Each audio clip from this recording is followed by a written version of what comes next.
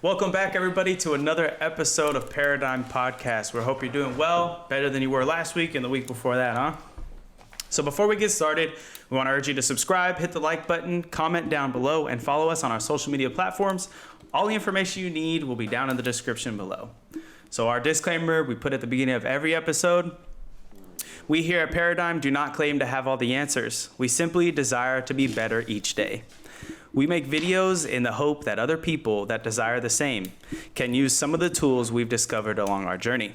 So the information we're going to be talking about in this episode comes from the book Beyond Order by Dr. Jordan B. Peterson. We recommend you go pick it up. We actually just saw him in person. Really good. It was awesome to go and actually go see him.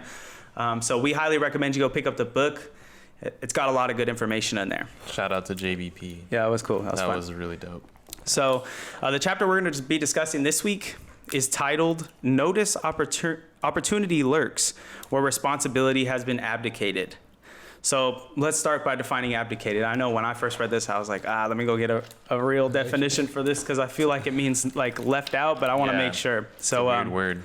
Abdicated means failing to fill or undertake a responsibility or duty. So in layman's terms, notice that opportunity lurks where responsibility has been neglected, right? So JBP covers many aspects related to this subject in the whole chapter. He begins his chapter by focusing on the extrinsic or external factors and concludes with the focus on the intrinsic or the internal factors and how you can take responsibility in both of those areas of your life. So we're going to start with the extrinsic. At home or at work, we can all recognize things aren't getting done. We must then ask ourselves, what would happen if I took responsibility for doing them? And if you aren't competent enough to perform those responsibilities right now, what would happen if you learned the skill in order to? What might you learn and become by taking on this responsibility? And how might you be viewed in your household or place of business once you do? So, open question for you guys. How do you guys think the viewers can benefit from taking on extrinsic abdicated responsibilities? Extrinsic abdicated responsibilities. Can we sort of like define that better for the audience to kind of just put it into really layman terms? Layman terms, yeah. Okay, so how can they benefit from taking on external neglected responsibilities? Oh, okay. So external neglected outside of themselves. Workplace or household. Well, I don't know. Go ahead, Dev. Oh no, I was just gonna go because no one. No, go ahead, dude. Go ahead. So are you gonna go again? You gonna go? Yeah, I'm gonna go right here. So I think first, like obviously this is like it's very vague. You can't give someone like the way what I do, and if I succeed at something, I can't. If I give you the same advice, it's not 100% guaranteed that it's gonna work, right? JBP talked about that in a little bit in the book, where even God would come down and what was Abraham? Yeah. And gave him the sign to go out into the world and adventure or get out there and give your best hand. And even then life was hard, even when God came down and talked to him.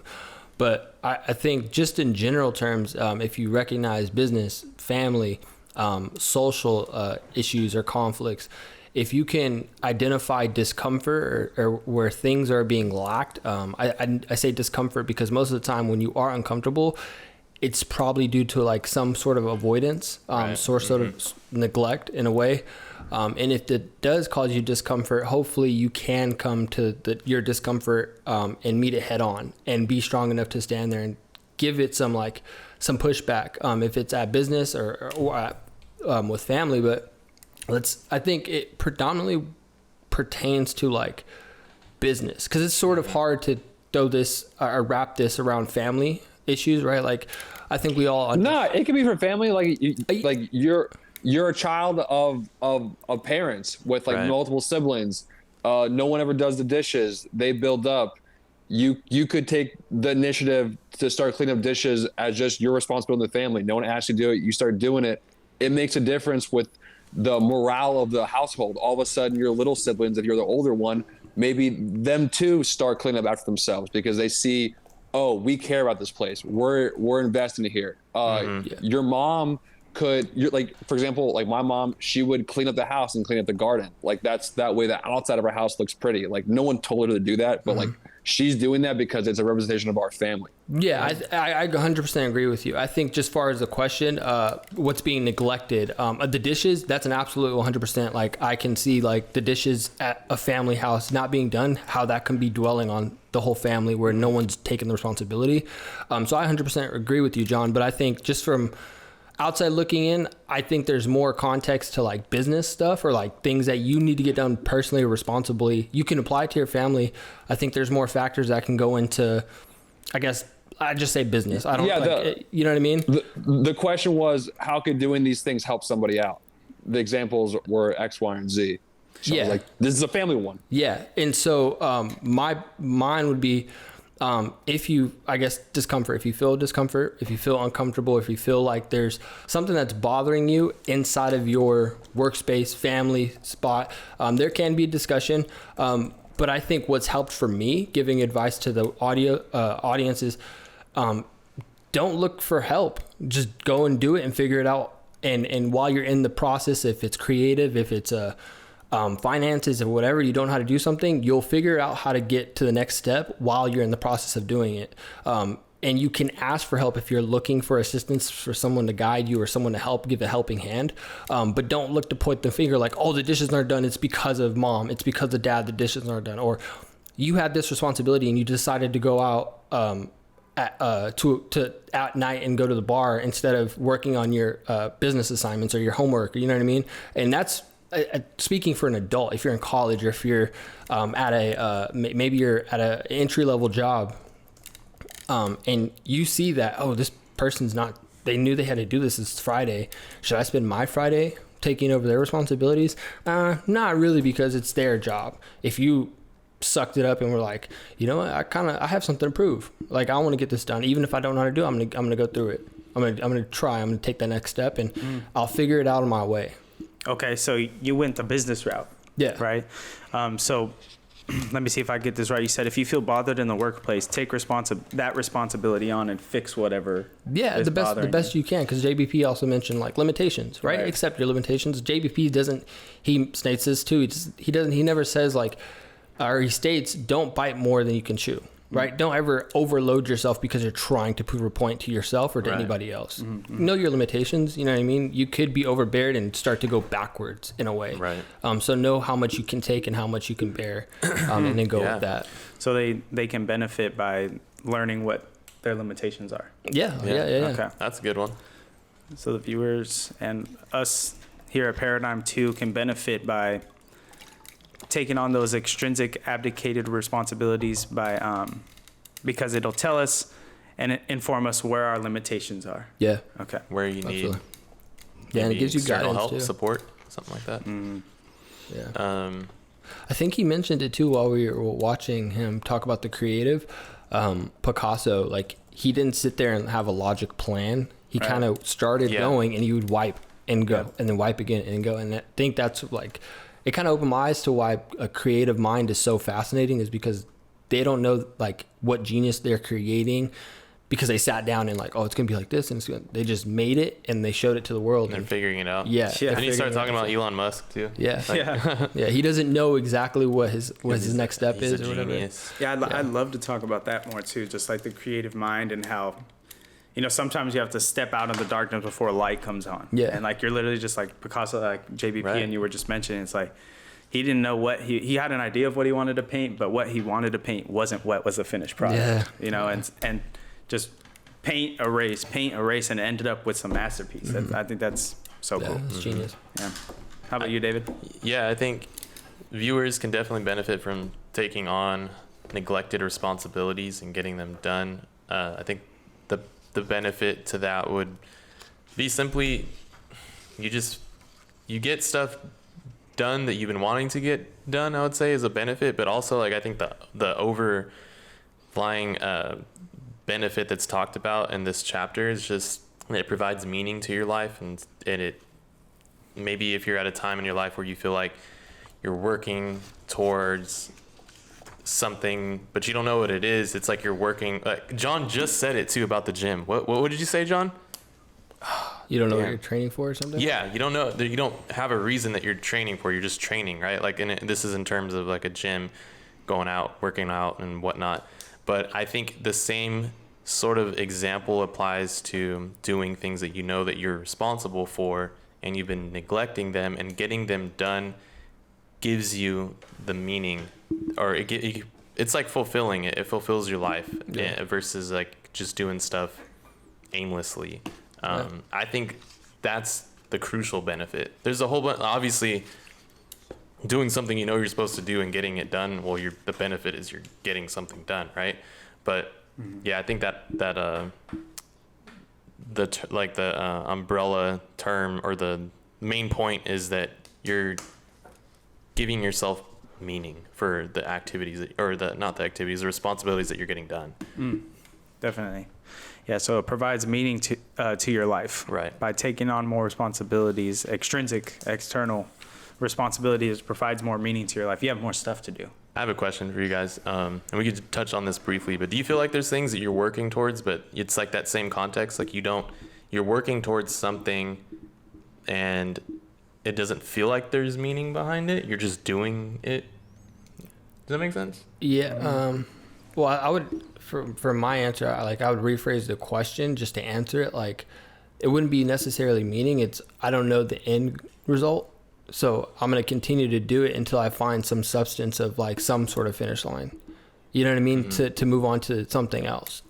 It's not that I'm not finding meaning in what I'm doing. It's more of like, it's almost like I'm drawing and erasing until like maybe I erase and just say, I need to switch my path, or maybe I need to keep going and not think about like what's creating meaning for me. Like, just go until you feel as if you see the end result that you wanted from the beginning. Right. Yeah. That's a tough one. So is there anything in our lives we're doing that may feel meaningless? Or responsibilities that feel meaningless? Yeah, I guess that's sort of like the main question anyways. How about you, John? I want to hear, how do you think viewers can benefit from taking on extrinsic abdicated responsibilities? Yeah, I think the best way for people to get from this is that most people in history, if they're considered valuable, they have accepted a high volume of responsibility, a lot of outside stuff that they choose to incorporate into their sphere of influence. The more responsibilities you add up, the more respect you just earn. Like, you don't always have to ask for it. If you're the breadwinner, you pay the bills in the house, like, it's an unspoken thing, but like, you have more responsibility, you know? At your workplace, even if you're at the bottom of the totem pole, if your volume of responsibility is high, like, your growth will eventually meet that. People will recognize that, and you won't have to ask for it. They'll give it to you. So I think to take that on could equal some meaning. What is meaning? I don't know, but I know responsibility equals something, you know? Responsibility. And usually and you said people in history, or like whatever, that like they're taking on difficult things, right? Like there's a measure of difficulty to think of anyone who's been like, who you consider great in good or evil sense. You know, I was thinking Elon Musk right now because he's like our modern day. We're watching history happen, and I mean, look at Tesla. You know, look at SpaceX. I mean, somebody evil, and this is a crazy one. Look at Hitler. I mean, he was responsible for the whole country of Germany. You know, and he took on a lot of responsibility. I'm not saying that, but like, how'd he get there? You know what I'm saying? I know Jay's looking at me funny, but like, he didn't become the leader by being the worst. He was doing it by taking a lot of responsibility, and a lot of stuff was happening for him, you know? Yeah. Right. I think do people in power do bad things? 100%. I'm just saying. Yeah. He didn't get there for no reason. I get you. Yeah. But responsibility on himself. And the responsibility is usually a choice. Like, it's precisely chosen by what that person wants in the end, right? Like, no one gave Hitler the keys to Germany. Yeah, you know what I mean? Like, and I want to make sure like the audience knows, like, when someone, I guess what we're referring to when we say responsibility, it's not against your will. So if you feel like a responsibility is something you don't want to do, that's not your responsibility, and you choose not to do it, you have all the freedom to choose not to do it. But what we're saying here is, if you choose to take on a responsibility, make sure you're aligned with not only your principles, but make sure you're moving in a desirable fashion for to better your own good. To like you see point. some benefit in doing that responsibility. You're not just doing it to be spiteful. Yeah, good point. Just for like myself as example, I have been very choosy on what responsibilities I sign myself up for. That's a good one. Because I like a lot of freedom. That's like part of my life that makes me happy. So the things I do say, yes, that's me. That's John Croson. I give it my all, but I've been more choosy about what I'm actually putting my name on. Yeah. Yeah, and I think that's exactly like the responsibility that we're defining. Is like you choose the one that you wanted to take on. How about you, Jay? For the people that can't read through the lines, Hitler equals bad. Not a good guy. Not a good guy. Yeah, he sucks. We just want to make sure that that's very clear for people that aren't reading through the lines. But I guess replace him with. I would say I think that was pretty clear. yeah, but you never know. Yeah. You got to be very explicit about it. Great. So, I think we all kind of went along the lines of, Devin went business, provides meaning to your life. John mentions all the people throughout history that we think of as great. Or have accomplished or have accomplished big crazy things. Yeah. Have taken on responsibility, and that comes from 7 Habits of Highly Effective People. That's in that book. That comes from the first Jordan Peterson's 12 Rules for Life, An Antidote to Chaos. That's in that book. There's a common thread through all these books we've been reading, and that just happens to be one of them. Can't Hurt Me too. Yeah, Can't Hurt Me was in there. You have to accept responsibility for things that are happening to you, things that you want to, and sometimes things you don't want to do. But the greatest of us tend to do that. Yeah. So So for myself, I'll make it short and sweet. Making yourself invaluable at work by taking on more responsibilities can pay off the raises, respect, and irreplaceability in their place of business. An example from my life, there's somebody, I just got hired onto a job, but there's somebody on that job that knows what everybody else is doing and how to perform their job. Right. And because of that, he was getting job offers from different companies from all over the state. And he went to his current boss, which is the boss of the company that I'm working for now, and said, hey, look, I'm getting job offers from other companies that want me to do something similar, and they're offering me this much money. Like, what can we do? I want to stay here, but what can we do? And so he got a raise. They basically said, what do you want? And he basically got a 35-40% raise. And wow. So the dude, like, when you make yourself invaluable, there's a lot of material things that you can get benefits from, respect and irreplaceability, right? I mean, if you've met people at your workplace that know everybody else's job and know how to do it, and those people are irreplaceable, right? You become just like a cog in that machine that we can't get rid of. Increase your value. Yeah. There's this quote I wanted to kind of wrap up that discussion if we're going to move on, but there's a sentence on page 113. It appears that the meaning that most effectively sustains life is to be found in the adoption of responsibility. So that, bringing back the meaning part, that makes sense. Yeah, I mean, I think that kind of like is a pretty clear way of describing like life is sustained by like someone adopting some form of a responsibility to take on, and meaning is born from there. Yeah, you know what I mean? Yeah. Definitely. Interesting. All right. So JBP spends the majority of the rest of the chapter discussing the value of taking on intrinsic or internal responsibilities. So there are responsibilities within ourselves we must take account of. JBP introduces the concept of the community of yous that exist on the timeline of your life. So what does that mean, right? It sounds kind of crazy. But people make choices with various timelines in mind. Some people make choices for now.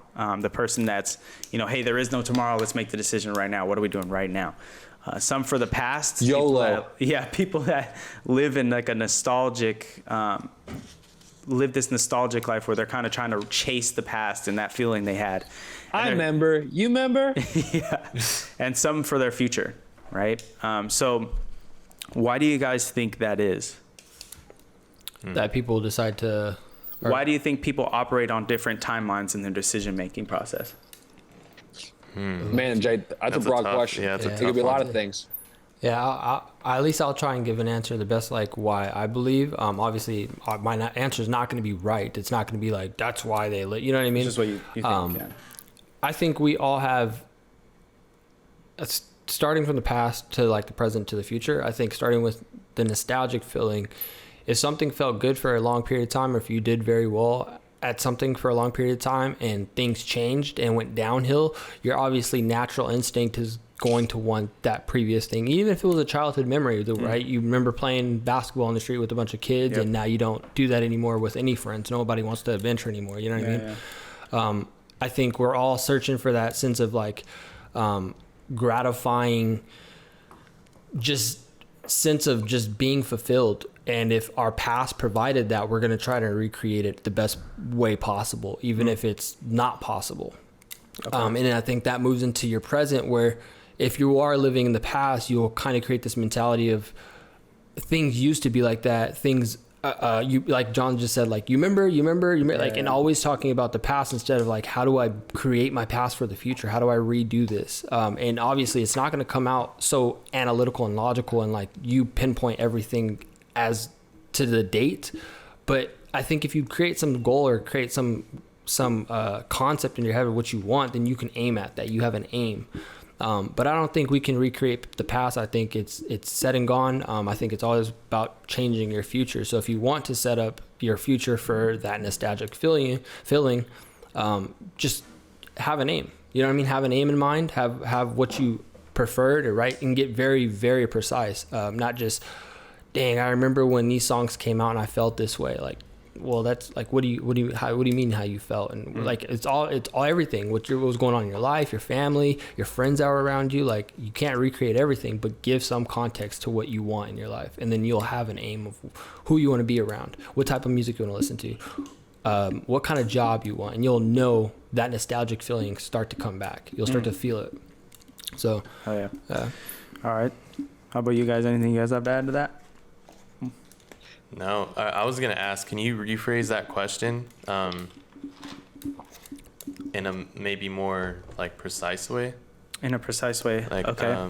Like so it's various timelines in mind, like that. You know what I mean? Yeah. So here's what I'll say. I'll respond to it, okay, and then see if maybe that helps. Okay. So I wrote here, people believe different sources give their lives different meanings. So which brings back the idea of people's centers and principles. If people are pleasure-centered and value now over the future, they will make different decisions than a person who is principle-centered and values the future more than now. Okay. Yeah. So, for example, the choice of partying each weekend versus the choice to delay that gratification of partying in order to attain a goal. Right. Just, I'm kind of wanting to break down, there's people that make decisions in nostalgic, right? I see. From the past, hey, can we recreate this? There's people that live for the present right now. Hey, I'm not thinking about tomorrow. What are we doing right now? And there's people that are thinking about the future. That's like, do I do this now in order to create a better future for me later? I was wondering if you guys have some thing you can impart on that. I just think that's hard why each person thinks in different ways. I like to think like I'm like a deck of cards, like I pull a card and like it is me thinking about tomorrow and all the things I got to do, or me thinking of a week from now, Mm-hmm. So like I had an example, but I don't want to share anymore. So I think we all have that time though, right? We've all been that person at one point. Well, that's what I'm saying. Like we're all different things. We're all the same. We're all different, And like another card you pull out is like, okay, fun for right now because I have time for it, Right. Yeah. So I think you shuffle that deck pretty often. It just, I think some people make decisions being like, it's been this way because it's always been this way and it always will be. It's like, okay, but maybe this way is better. Like no harm, no foul to that, Mm-hmm. And then some people live too much in the future and they miss out on their youth, Like True. You find out like, maybe you have like 40-year-old virgin, right? I don't know. You know what I'm saying? Yeah. Could have been fucking in your 20s, but you didn't. So, that's when you got rated R. Right? This podcast rated R just got real quick. Dude, is that right? Are we not? This part, the question that you asked or this discussion we have is totally making me think of that movie. Everything, Everywhere, All at Once. Yeah. All of the decisions that I'm gonna probably end up spoiling it, but don't spoil it, dude. I'm not gonna. What, dude? Fucking spoil it. Huh? It's brand new. Oh, it's brand new. It just came out the other day, but who's watching? The trailer. I'll give it like the trailer talks about like the multiverse and like all these different possibilities of like life, right? Yeah. And this discussion makes me think of that just because, everybody's on their own timeline for a certain, I don't know, like a way of life, right? Mm-hmm. I could drop the this and start pursuing some random goal, and every decision that I make up until that point will get me that result. And yeah, I don't know. It's just interesting to think about. And people do operate in the past, sometimes too much in the future. I think it's all about balance. And, you know, we mentioned sacrifice a lot. I think you do have to sacrifice at a certain point some things for the betterment of the future, but maybe operating in that zone is all the time is not good, because you forget to live in the now, and then you also forget to acknowledge the past. So it's weird. Yeah, I mean, it's definitely good to acknowledge the past, because that's how you learn. You can like ask why. Right. Yeah, exactly. Yeah, I think it'd be good just to know which the decision you make, where does it sit in those three, right? Is this for the past, future, or present? Like, it'd be good just to recognize when you are making that decision, why. So to answer that question, why do people operate on various timelines, is the answer could be that everybody is pursuing some sort of meaning, even if there's no meaning, even if there's like everybody's doing something, even if they don't recognize it. Like they don't recognize the meaning at first. Maybe they're not consciously aware of why they're doing what they're doing. Yeah, I would agree. I think, how would I put this? People value different things, and people pursue meaning, like you're saying, in different ways. Right. Right. And some people might do it in a present tense. Some people might do it in a future tense. It just depends on what you value and what you think provides your life meaning. Right. Right. I think this sort of makes me think of too, there's a podcast on Jeff Logan's podcast where he's talking about everybody's successful at something, even if they feel like they're not, you know. So if you're unhealthy, or say you are partying all the time and you feel like you have no meaning to your life, and that's just sort of what you're doing to escape or whatever, you're just successful at having no meaning. You're successful at escapism. Mm-hmm. Right. You're really good at it. All right. Interesting. So this brings us to the idea of what should we pursue to give our lives meaning. So JBP believes our sole purpose should not be to pursue happiness. This is because happiness is a right now feeling, but now is by no means everything, and everything must be considered. So do you guys agree? And if not, why? And if so, then what should we pursue? Well, do we want to hear why John disagrees, right? I disagree. Okay. I want to hear. Let's hear that. I just disagree that the meaning of life can't be happy, you know? I think maybe Jordan Peterson's definition of happiness is different from mine. Right. You know, but I would like a big portion of my life is to be happy, because it's just for me, you know? Mm-hmm. I find that what makes me happy are difficult things, like challenges, and completing those things. And like, I don't know if it's because I've like trained my mind to like those things, but long workouts make me happy. Going on hikes and camping for like multiple miles makes me happy. Doing brain exercises, you know, makes me happy. Yeah. I find like when I'm doing easy stuff, I'm very unsatisfied. So I have a question. Okay. When you make decisions, is it because I want to be happy? Is that the reasoning for it? Or is it because I want to accept a responsibility or do a task that brings me happiness? Or is it am I doing it for happiness, or am I doing it because it will bring me happiness? Right. Do you kind of see the difference? Yes. Okay. What would you do? I think my principles, I've constructed my principles to line up with making me happy. Okay. So like a lot of my decision making comes from that, like being healthy, like taking care of having X amount of hours outside, all these things, you know. Mm-hmm. I think all those things, if I hold up like my end of the bargain of doing the things I think that are right, that just equals me being happy. Like I live a happier life. Okay. Constantly. Like I feel like every day I'm like, damn, I'm so stoked I get to do this, like every day, you know? Yeah. Okay. Yeah. So I feel like I get. Are you in your decisions, are you looking for things to do that bring you happiness then, in that sense?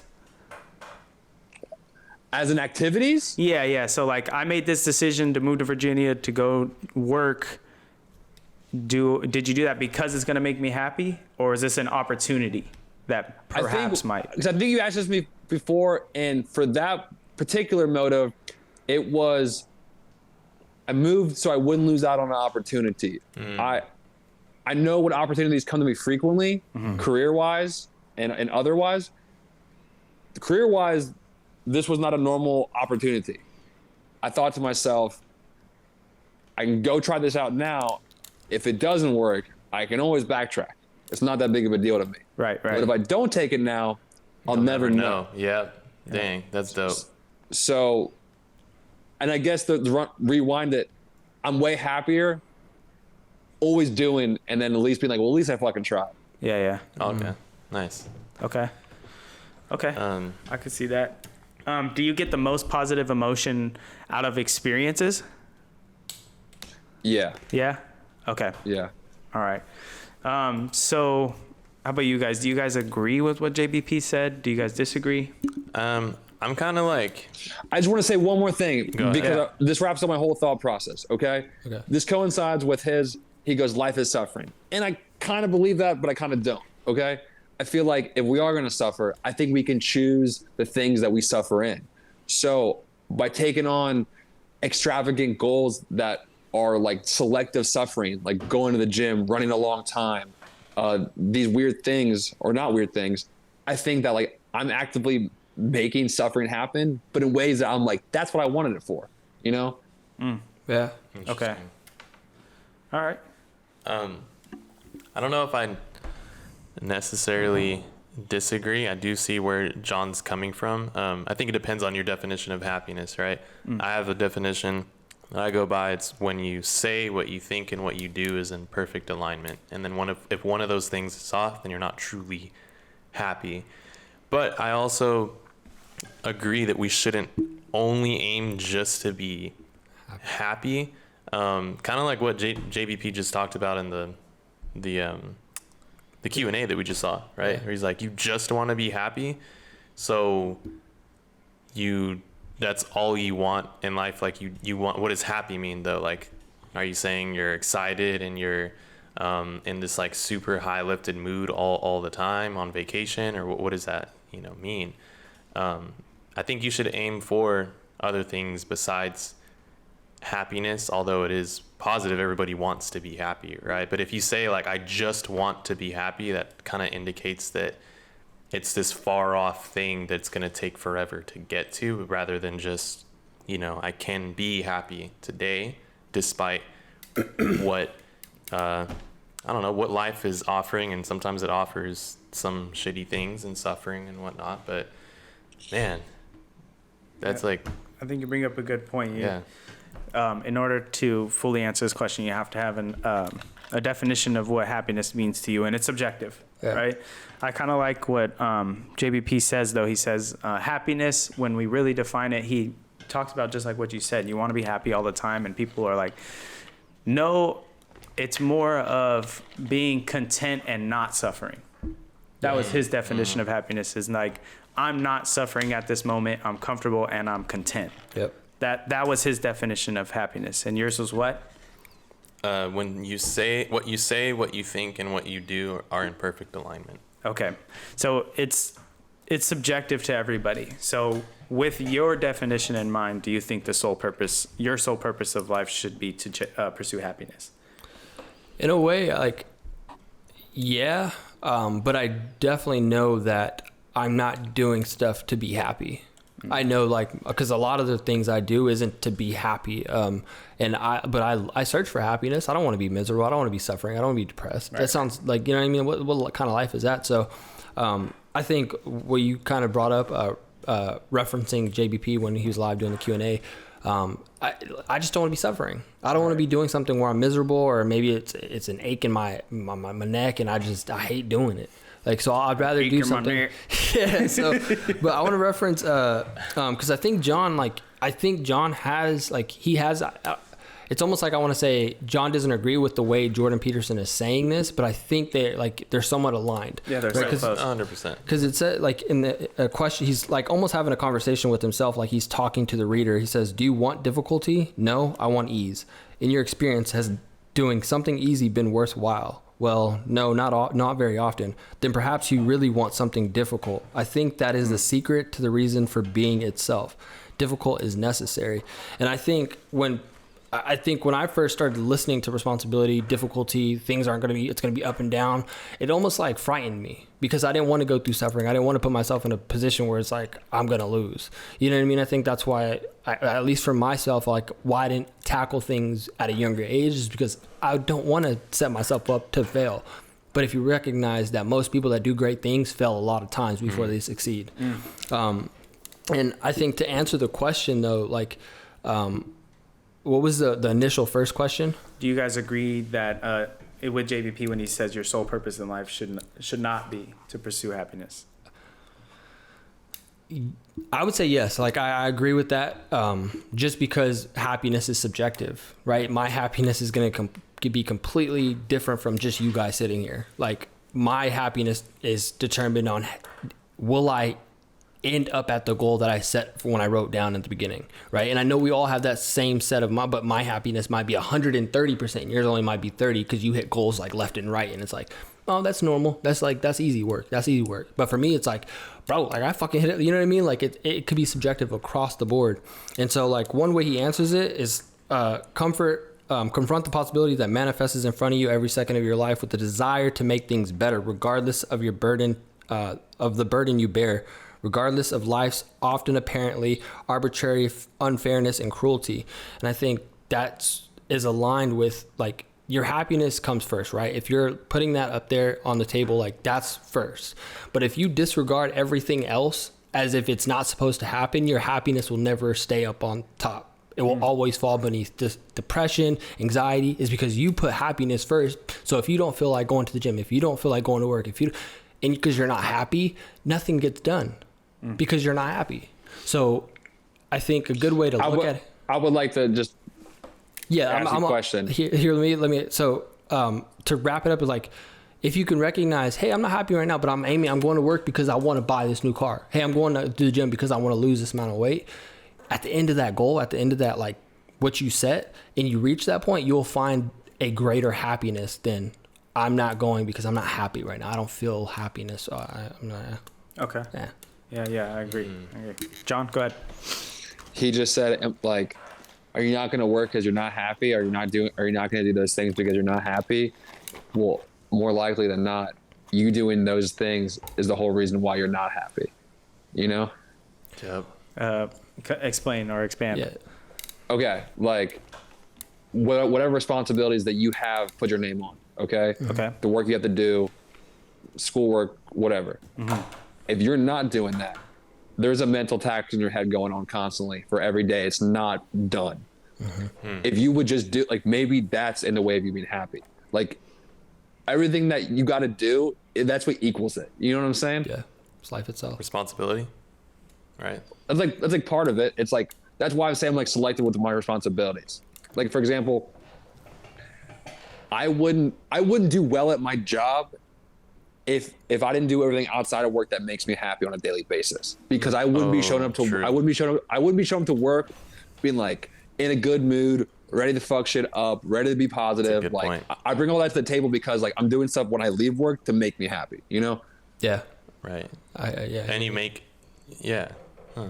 Yeah. So I'll leave it there. there's different ways to kind of approach it. Like you can do, even if work doesn't bring you happiness, you can approach going to work. Like before you hit work, you can have those external things outside of work that bring you happiness to where you can fulfill the things that you aren't really like.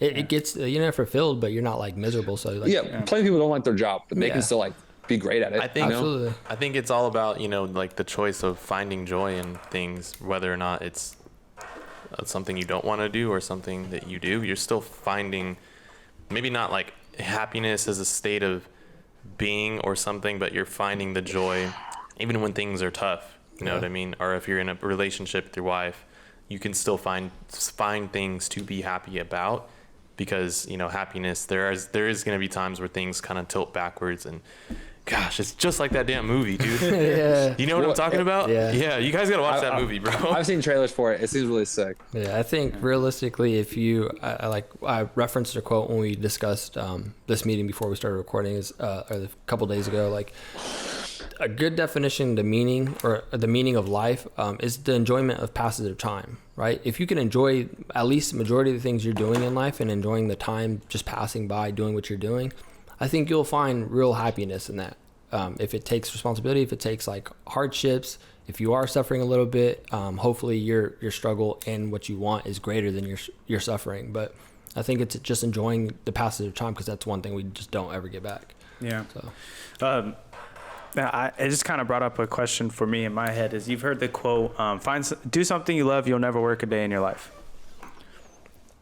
What do you guys think of that quote? Yeah, I kind of threw that in the trash. Right, I think that's some garbage, bro, because I love what I do, right? But there's still days where I'm like, God, I don't want to do this. You know what I mean?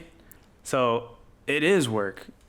And no matter, you know, what you're doing, whatever type of job you're doing, whatever type of career you're in, there's going to be days where it's like, I do not want to do this. Sometimes with some people, it might be more days than not, right? And so it just brought up an idea, because it's like, if you're going to college to get a career that you love or whatever, understand that you're not going to love it every day.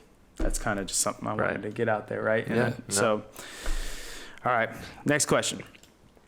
How then do we identify opportunities that derive the most meaning? Maybe if you have an example from your life. Yeah, well, I think to put it into context, like just reading the same quote I just read, but like a little bit higher, he says, gauge the rate at which challenges should be sought. Does what you're attempting compel you forward without being too frightened? Does it grip your interest without crushing you? Does it eliminate the burden of time passing? Does it serve those you love and perhaps even bring some good to your enemies? That is responsibility. And so, like, how we define that meaning, I think we have to search for those things, right? We have to give the context that we want, and then we just go after it. Meaning's different for everybody. Like, you know what I mean? Like, definitely. So, but I think at least that's a general view. Like, if you have something that you want to do, go for it. Just bear it the best way you possibly can and confront your discomfort. Okay. And just go with the flow, I guess, like in the situation. Would you mind sharing anything from your life? So reread the question so I can answer it like. How then did you identify opportunities that derive the most meaning? I would say I can't specifically point to something, but I can say like entrepreneurship is definitely like something that I find like serious happiness in, like serious meaning, is because like listening to JBP, for instance, when I listened to him talk about the creative mind and how like I used to do music and stuff and producing beats and putting the vocals down and laying things out, I didn't have an idea what songs, what I wanted to sound like. I would just do it and see if it worked. If it didn't, I had to go back to the drawing board. I think now what I'm trying to do is take that same creative mindset as apply it to business. And I think that's why I related to so much when he was talking about the entrepreneurs. Entrepreneurs can jump in and out of things compared to like a manager that's very like hard set. You can push, like move people and shift people around where they need to be, but you're not really, you don't go anywhere. The goal stays the same. Yeah, it's always the same, and it's a stepping ladder. But with entrepreneurship, you can change things drastically if they're not working. And obviously, I think a lot of stuff starts out entrepreneurship. When you think of all these food chains, and think about all the big businesses, and they started from somewhere. I think you just have to find what works, and I think that's what brings me a lot of happiness, is just trying to find out like what sort of entrepreneur business is gonna allow me to excel and push through this barrier of like not really like achieving much. You know what I mean? So is that the sole reason why you do it? No. What is it? No. Sole reason why I do things? Or no, why? So entrepreneur lane, just entrepreneur. Mm-hmm. Why do you do it? Ownership. To have, like, I don't want my time to be controlled by nobody. So I want to live my life on my terms. If I have the capability to do whatever I want in this life, I'm going to choose that path 100%. Autonomy and agency. Yeah.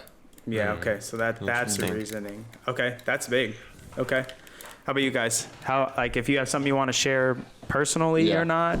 Yeah. For me, when an opportunity had the most value was typically when I was being thrown into the ocean of discomfort.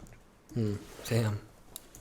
So, like, examples would be my first time moving out of state and being somewhere, being around different cultures, having to be on my own, like starting to be an adult. Like that was a time when I thought I had a lot of growth. Yeah. You know, taking on, you know, responsibility of buying a home and then having to sell it. Like there was a lot of like stuff in the air that I wasn't sure about, you know. It was tough, and like I was in a lot of chaos where, and like I didn't know the answers because I thought like I was in an area where I wasn't the strongest in, you know. But I came out of it learning a lot. Once again, moving to California or moving here to Winchester and trying on this new job, like something I had no idea what I was getting into. Every time I feel like it's like not like someone took a whiteboard and erased it. It's like they gave me a whole new whiteboard. So I got like another like page in my book that's John, you know? Yeah, new chapter. Pragmatism. Yeah. Yeah. Or like a new volume, you know? And I get to keep all the other volumes prior, and like it's like building up to it, you know? Yeah. Bro, the finds it in the ocean of uncertainty was a bar for sure. Yeah. That's a big That's ocean, bro. All right. How about you, David? How do I identify opportunities that derive the most meaning? Am I answering it in terms of me, or like how other people should identify? Whatever you feel more passionate about. Yeah, I guess it would be kind of tough to say like how everybody else, like if those watching should, or how they would discover or identify opportunities where you can get the most meaning out of your life. I think that's, I want to say that you can always assess how difficult something is, and if it's difficult, I in this book, there's a sentence where it says difficult is necessary. Yeah. Man, I think that's a good thing in terms of like how the audience or those watching could maybe find where their meaning is it, you know, asking that question, is this difficult? Does it require me to change who I am for the better, to do something, to achieve something? But for me, the way I've identified what gives me meaning is I have to think about, you know, what my principles are, what is my mission, you know, having a mission statement, and what things are going to align with that mission statement, even if it's a small version of that, right? So for me is to empower other people. That's one of my missions. And I get to do that in some form by teaching the apprentices at my job how to do design, and not just strictly saying, you know, you can be a designer, but I applied that same way of thinking and told them, you know, to do that, to do anything in life, I think you have to really assess who you are as a person. What are your habits? How can you empower yourself to, you know, if you want to do design, that's one way. You're in this position because you're creative and you think it's a good opportunity for a job or a career. You have a skill. But what are other things you can do simply by just empowering yourself and constructing like who you are and defeating the old version of you that maybe you don't like anymore. And then you want to work on something and want to be better. And I've done those things, I think, within myself on my terms to where I want to go. And I feel like I'm on that path. And I think I can help empower other people to do the same thing, just by, you know, pointing those things out and getting that information to them. And the graphic design stuff is just a vehicle for that other mission part for me. Yeah. So did you talk about any of that when you were at state with the students? Yeah, I did. I didn't want to get too heavy into, you know, I know they wanted to learn about design and what I had to say as a designer, but then it almost got into a conversation where I was just talking about who I am and why they're even in this classroom right now, you know, on a bigger discussion. And I didn't want to get too deep into like, because I think it can come off like, oh shit, this guy's like, I thought we were just going to learn like how to make a logo or something, but I'm over here like, he's preaching, you know? Yeah. I'm like, guys, you know, you're here for a reason. Like, why, what do you want to do in graphic design? Ask yourself why. Even when you communicate to make money with a freelance client, right? You're making a logo or a graphic, something, illustration. Even to communicate properly requires work of you to empower yourself to learn how to change that and talk confidently, right? Because you're gonna sell people your work and land jobs in design and art and probably in anything solely off your confidence alone. Because if anybody's trying to come up to you and sell you something and they're like, yeah, like check out this cool thing, like it's kind of like, all right, pussy. You know what I mean? It's like, take that painting somewhere else. No one's gonna want to take you seriously and be like, oh shit. But if you came at it confidently, right, that's a confident version of yourself. So you have to empower yourself if you want to get those results. I think that's what I basically told them. What time do you wake up? When do you take a break? Are you physically, do you exercise? Are you getting stressed out? Because we're designers, we sit in a chair all day. There's just so many things to like sharpen your overall being if you want to, I think, be better. And I think all that stuff will give you meaning once you assess why you are in the position that you're in and where you want to go. So, Yeah. I feel you. This boy itched his eye for the past minute. Dude, this shit got my eye itchy, bro. Too much air in my voice. Got my eyes wet. Yeah, definitely. So for myself, again, short and sweet. From my personal experience, I have a good marker of what it is I need to learn in order to achieve what I want to achieve. My advisor at school, Wakabayashi, go check out that interview. He really does play an integral role in my life because I'm studying what he's studying, but every time I meet with him, I learn that I need to learn more, right? And so undertaking this grad school as a whole, when I first started, I was like, I don't know shit, right? I don't know anything about this. All I know is it seems kind of interesting and it's really intimidating, right? So for me, it was chaos, right? And I know very little in order to bring order to that chaos. And so when I looked at it, I was like, I'm stuck between these two decisions. What can I go and what should I do? And I kind of just chose the one that was the most intimidating to me because it just seemed like, difficult is necessary, right? If you want to really feel like a positive emotion in relation to attaining a goal, it's got to be difficult, right? Just like that quote you read. So for myself, it's a weekly process of learning a little bit more to bring a little bit more order into the chaos, learn a little bit more the next week to bring a little bit more order. And then I go meet with Waka, it turns into more chaos. It's just constant balance on the line of chaos and order and chaos and order. And so for me, identifying an opportunity that derived the most meaning was choose the most difficult and interesting one. That was the one for me. The subject was extremely compelling. It was interesting and I don't know anything about it, but I want to know. And so choosing what is chaotic, but desiring consistent growth to bring order to it. Yeah, Right. I think you tagged like two great like talking points is like know your limitations, right? Like you've identified like your limitation, right? On because you can gauge what's difficult and what's not difficult. Right, so that means you gauge some sort of limit. And then two, assess like damn, I just forgot it. Know your limitations. Damn it. If it comes to me, I'll say it, but okay. I think limitations is a big one. And don't overbear yourself with just because you think something's difficult or when you see something that's difficult, don't think that it takes a lot of stuff that you don't understand, right? You're going to learn the process. Just don't overbear yourself though, because then those difficult things will just not get done. Yeah. Like today, literally right before coming over here, I was sitting in front of my computer probably about like noon, 1 o'clock. And I was like, God, I did not want to do this because I have a proposal paper, an actual thesis, like a thesis proposal paper essay due. And then I have a presentation due. And so I was like, what I'm going to do, and I don't have to do all of it right now. What I need to do is just sit down, read out what I have written, and make the little changes now for another version. And then I could read it in a couple days and then do another version. It's just little incremental steps into the dark cave that kind of,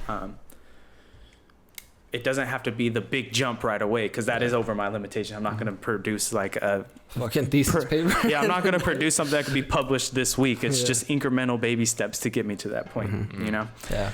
So just to reiterate, David said, you know, for him to identify, did he find it difficult? Is it difficult? And does it teach you things about without being overwhelming? Know your principles and your mission statement. Devin stated, you know, he makes his decisions because when I make the decision, it's to bring me autonomy and agency over my own life, right? John says he found it in the ocean of uncertainty. Let's just let that marinate for a second. Sizzle, a little sizzle. You know? Press it down, flip And it then over. Some seasoning on that thing. choose something chaotic that you find interesting. That's kind of, those are some things. If you have some more, drop them down in the comments, because I'm trying to learn. We're all trying to learn, you know, how do we choose opportunities and identify opportunities that most meet. Right. So we'd love to hear from you. Drop that down in the comments below. Drop all right. it down low. So I all wanna of say- us, go ahead. Jay, me and you pretty much said the same thing, just in different ways. You said things that have a lot of chaos in it, bring Yeah. order to it. So, yeah. Hell yeah. All right. So all of us are willfully blind to some aspect of our lives. And by doing so, we allow chaos to grow and threaten the order we have built our lives around. Identifying these aspects is not beyond comprehension. In fact, they are in plain sight if we choose to see them. So, what are some actions we can adopt to address where we are willfully blind in our lives? Some actions. I would say, if it were to start with your mentality, recognize you don't want to be. I think we talked about this a little bit earlier, and JBP states this in his book. You don't want to be 30 going to frat parties. You don't want to be the 40-year-old with no career. You don't, or with no kids, or whatever envision that you have now as a 20-year-old, 19-year-old, even a 30-year-old. Do it now, right? And get that vision in your head. Start to running. If anything, get it walking. And then you can figure out on how to get it running later, but just start moving in some direction. Okay. How do we move? How do we recognize that? Yeah. How do we address it? Is there a way, let's do both. Is there a way to recognize where we're willfully blind? Is there some sort of key thing that happens for you or for people as a whole? If you find yourself making excuses for things that happen chronically, maybe you're being willfully blind. You have an example? Okay. I don't know why I always think of this one. Oh, here we go. Rated R. Here we go. Look, let's just say you're a type of person who you take long bathroom breaks because of bodily issues. Okay, like it takes you a long time, and the book Endurance was written about you use the restroom because that's you. Okay. Oh my god. And then people are like, dude, what is going on? You're like, Got IBS. Taco Bell. It's like, no, dude, you do this all the time. It's not Taco Bell. You do this all the time. You're like, Taco Bell. That's why. Maybe you're being willfully blind about like what's going on with your body. Okay, health. That's an example. Yeah. Oh, man. This boy having Taco Bell every day? Yeah, it's like, no, dude, I know you need to be talking about today. What is going on in your life? It was yesterday's Taco Bell. Oh, you know? I know That's a what you're great talking example. about. Super simple. Yeah, that's a good one. That's really good. Love that one. How about you, David? All right. How would you recognize it? Are there any actions we can start to bring into our toolbox to recognize where we're willfully blind? Man, I want to say if you're comfortable all the time, maybe it's time to introduce something new or something uncomfortable. And I think, that whole aimless, meaningless sort of life stems from comfort to some extent. Like, it's nice to be comfortable. I want to live comfortably, right? But too comfortably, how do you determine where you're going anymore? I don't know. That's how I kind of see it. I've noticed that recently in myself. I've been feeling like, just kind of comfortable a lot of the time, and I need to do something different. I like to go out on the weekends, I'm getting really comfortable with just going to Tower, right? That's a bar area I always go to. And I think I want to do something different. Something's feeling like it's missing.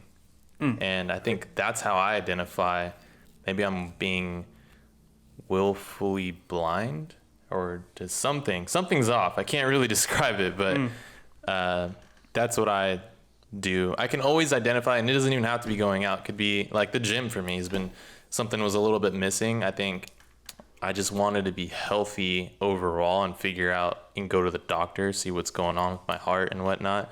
I went, everything's cool for right now, but I do got to get blood work. But I think that gave me more, say, I don't know. That's what I wanted. Not just going to the gym just to go to the gym. I want to be healthy. Well, yeah, of course. Right? You know, it's not like going to the gym is like going to the gym is just a vehicle for. And everybody has their thing about the gym, right? But I'm using that as an example of identifying maybe where I could be willfully blind in my life is when I'm too comfortable. Okay. It's career-wise, freaking everything. I think it could be education. Yeah, we're all we're dancing around it. You know, I think we're all saying it.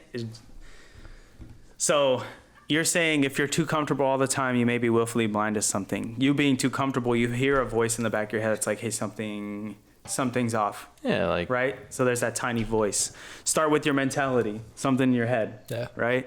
John said, if you find yourself making excuses for a chronic problem, that's your brain again, just trying to point out, hey, look, right here. There's a problem going on right here. Right. That right there, that little tiny voice inside your head is your inner genius telling you exactly what the problem is. Oof. Yeah. Right. Think about what it is that is telling you to fix, right? So with me, for me, and I'll be real with you, it was smoking weed all the time, right? I would smoke weed every single day. And inside my head, when I get high, I'd be like, what the fuck am I doing? You know what I mean? Like, I'm over here wasting my time. And it all came back to it was wake up, smoke. It's lunchtime, smoke. Oh, it's dinner time, smoke. Like, it was always just occupy my time with that, right? I'm not trying to come off like weird to weed smokers. Do what you want. It's your life. But for me, it was a problem, right? It was becoming like, I'm not being productive because I'd rather do this. And when I did that, my brain would reflect a mirror and be like, hey, look, this is what you're neglecting. And that for me was a wake up call where I was like, yo, I got to get shit done. Right. And so listening just to that tiny voice, we all have it in our heads that like, we know we have something we need to do. And when we neglect it, that voice comes up and is like, yo, you're messing up. I think there was an unknown like space that David kind of tapped into though, like where he's like, he said like you stated like you don't know why you feel this way, but there is something that like that's unwillful. It's willfully blindness. But I think willfully blindness comes for the willingness to ignore what you already know. Right. I think in your like this could apply to anybody, but I think when I heard you speaking, like you didn't know like where you feel willfully blind, or where your willingness to be blind is, but it feels like it's there. You got to also remember too, if you don't have the knowledge that you don't have yet, you may feel something like, oh, that's I'm being blind, but I don't know how I'm being blind. The information you need at this moment may not be in your brain yet. So it's like, I always hear this quote, like, knowledge isn't real knowledge unless it's applied, right? It's kind of useless. You could know everything in the world, but if you never take action on it, you're just as good as the person that doesn't know anything. And I think it's that, because willingness to be blind is, you have to choose to ignore things. If you don't have the information, then you can't choose to, you just don't know yet. Yeah. Right. So I think that was a good observation that I took like when you were speaking. I want to just, Jay, you mentioned when you'd get high, you would be like, you'd get these thoughts and you would actually be confronted with the things that you're being willfully blind to. It just happened to be smoking weed. I often find part of my routine is after I get off work, get a little high, go do something. I often find those 15 minutes directly after getting high, I reflect so hard on myself about like, what I did wrong that day. Yep. And I'm like, I am such a fucking idiot. Yep. Like I hate, but it's like, it's like my ego goes down and I'm actually like dissecting myself. Right. And honestly isn't comfortable. But after those 15 minutes, I'm like, okay, tomorrow I'll be better. So I do find that me smoking and like having those thoughts, use them the right way, and just like everything in proportion. I agree with you on that. Use them the right way. I think it's a good tool because I find myself very often those first 15 minutes, I'm like washed with like a lot of thoughts, a reflection of that day, of all the stuff that I was not happy about, that I hadn't even acknowledged yet, but I'm acknowledging right now. And I'm like, oh, why did I smoke weed? You're kind of doing all this shit's in my brain. You're doing what the sort of title of the rule is in a way. I mean, you're noticing the opportunity or responsibility was abdicated, right? Yeah, I'll often go back and reflect like how I dealt with that person or this or that or other, and I'm like, I'm such a fucking idiot. Like, what could I have done differently? That's good. Yeah. I think some inducers like that, they can be good, you know, but well, that was a big reason why like I kind of like, because the only time if I do smoke, like it's usually I'm not like it's the end of the day, I'm got nothing, like absolutely nothing to do. A little bit of meth in there. Because like those voices, I didn't. Bro, fuck meth. Let's get into the fentanyl, buddy. Let's go. I didn't like those voices, so like because I know like you can be aware of like the situation of like this isn't gonna being last aware. forever. Let's get retarded. Okay. Oh, he used the R word again. This is like this is week 17 in a row. Cut this. But when Jay was like, it's that little voice in your head, he's a genius. I was like, in my head, I go, mine's retarded. But you gotta cut that out. Shit, but I don't know. That's a big reason why, because I didn't like that voice. I didn't like having to tell myself like, oh, like okay, now you can bounce back. Like I'd rather just not set myself back. That's me, because I didn't like that voice. So I just. What's that one Big Sean song? Tonight I took an L, but tonight I bounced back, or something like that. Yeah, something like that. Yeah, it goes like that. Yeah, I think he really mentions it in here too, where at the end of the night when you're laying down and it's dark and doubt creeps in, you have to have something to fall back on, right? Yeah. I think I like that a lot. you know, that's where responsibility comes in, right? If I feel doubtful, at least I'm doing this, right? And we talked about that last week. It's like I'm happy bringing this up. This is a good point. Yeah, responsibility. Hey man, if you want to relax and you know smoke up at the end of the day, like do it, right? Yeah, but have something to fall back on. So I'm just talking to myself that you don't feel like a loser for not doing anything at the end of the day. And what Jay's talking about, and we talked about earlier about like what responsibility does and what it does. I think I mentioned like people who've changed the world or have a lot of respect, they have a lot of responsibilities. But even on the small scale, if you go to sleep, that's usually when your thoughts are coming at you. You can be like, at least I did my homework. Right. At least I washed the dishes. I took the trash out. I got to work on time. Yeah. And it's like, maybe those are small wins, but like you can bank them. Yeah. I guess this ties into like the emotional bank account with yourself, you know? Yeah, I think we just live in such a fast world that people forget to realize like the little things do accumulate to the big things, like doing the dishes, doing your homework. Like that makes you feel good. Once you stop doing that, you're going to feel sort of empty.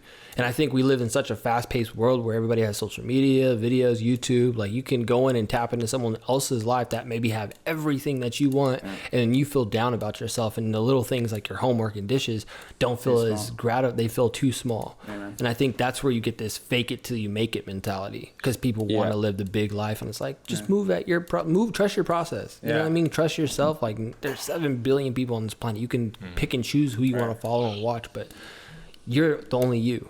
You know what I mean? Yeah. That kind of made something click for me from Can't Hurt Me, how he talks about the cookie jar, right? Yeah. You have to have something like in hard times where you can reach into a cookie jar and say, I did this, right? But you got to remember that what you just said really made it kind of stick. It was each cookie jar is made of its own crumbs, right? Like you did this big thing, right? Like we're going to do Mount Whitney, but the whole thing is like you don't just do Mount Whitney and have a cookie in there. You have to train. You have to put the chocolate chips in that thing, you know what I'm saying? And then you got to bake that shit. Then you got to eat that shit. No.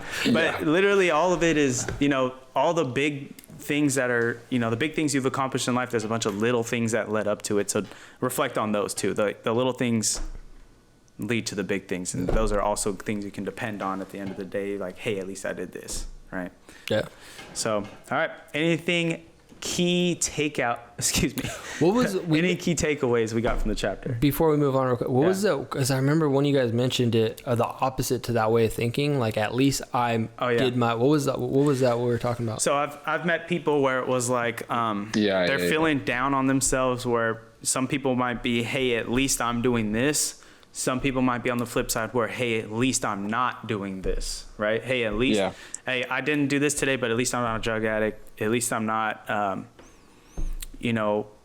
broke, fill in the blank. Do you think when people say that, it's a condescending, like, at least I'm not that low, like, at least I'm up here? I guess, okay, I recently reread A Man Thinketh, okay? And it talks about, like, a great man versus not a great man. The man who's considered not great, he might have some great attributes that he does that the great man doesn't do. Right. And the great man might have some vices that the ungreat man doesn't do, Good one. But the guy who's considered great, he's decided to take on responsibilities that equal that, right? And the guy who's considered not great, his responsibilities, or for whatever reason, have reached him on a social hierarchy that's lower.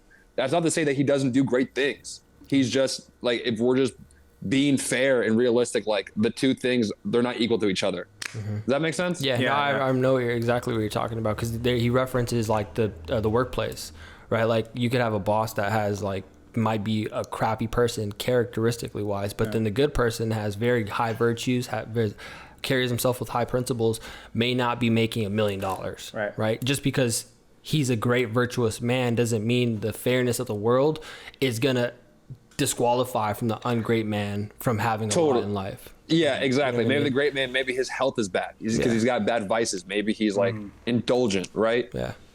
So. Yeah, we all got and that's why I think it leads back to what we were saying, like, earlier, like, trust your process. Like, trying to compare yourself and point yourself out and, like, oh, this is too little, it's not big enough. Like, all that's going to do is run you into the ground, and someone's life, watching their life, is going to affect your life, and they don't even recognize that you even exist, right? So I would just say trust your process and, like, try not to compare yourself so much. Have goals and have aspirations, but don't, like, oh, they got this and I don't have that. Like, well, at least I have this and they don't have that. You know what I mean? Like, try not to. Made me think of a quote. Comparison is the thief of joy. That's by Teddy Roosevelt. Yeah, that's a bar. Ooh. Right? I like that. So, final question. Are there any key takeaways you guys got from this chapter that you would like the audience to hear? I think the biggest takeaway from the book that I took was when he started talking about Abraham. Yeah, right? me too. God gave him the sign or the words or to be courageous. How old? 70-year-old man? He was 27. 27. No.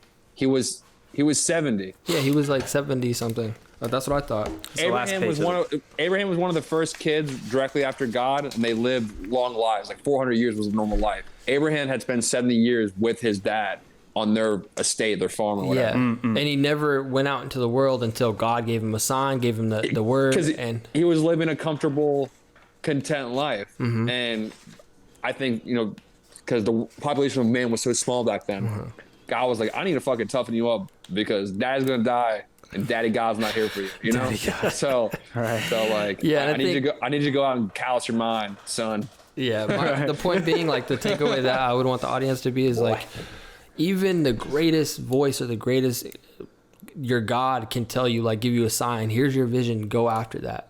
Does not mean that you're going to succeed at that with a tremendous uphill and there's not going to be any downhills. And I think that's why Jordan Peterson references suffering so much, is because we live in this, I guess, quote unquote, soft world where everybody thinks it's supposed to work out for them. I think it's entitlement, right? Just because you have the freedom to do whatever you want doesn't mean it's going to show up the way you want it to. Right. And so I think that's the biggest takeaway is, like, go out the world, like, knowing that you're going to outmatch and outcompete everybody. Not that you're competing with everybody, but you're just not going to give up. You're just not going to back down because something gets hard. Yeah. And it's so cool too, is like, that thread of story is, like, all throughout the Bible, right? You got Abraham, you got Moses, just like the Cain and Abel, just like Jordan Peterson was talking about. All these stories have that same thread, right? Like, somebody was favored. They go and they start acting on what God asked them to do, and they see struggle, right? Moses, when the Hebrews finally get to leave Egypt, they didn't just go straight to Jordan. They didn't just go straight to Israel. They went through the desert, right? And so, Cain and Abel Abel was favored, right? Cain killed him, right? Abraham, there's just this thread. So difficult is necessary. Yeah. Right. So, and what's so crazy is if you show a little bit of backbone in today's world, because like you're saying, everybody kind of thinks it should just happen, or a majority of people just think it should be happening for them and just positive all the time. Yep. If you show even a little bit of backbone, when people compare you to other people, because it's just human nature, they're going to think of you in such a different regard than most normal average people, because you have a little bit of backbone. Yeah. Right. And it's a muscle you build. So how about you guys? Is there any key takeaways you want to share with the audience? For me, it would just be kind of like the rule says, but in another way to think about it is that responsibilities that you know are lacking, or you can identify, or like, maybe I should take out the trash, maybe I should, clean up a little bit.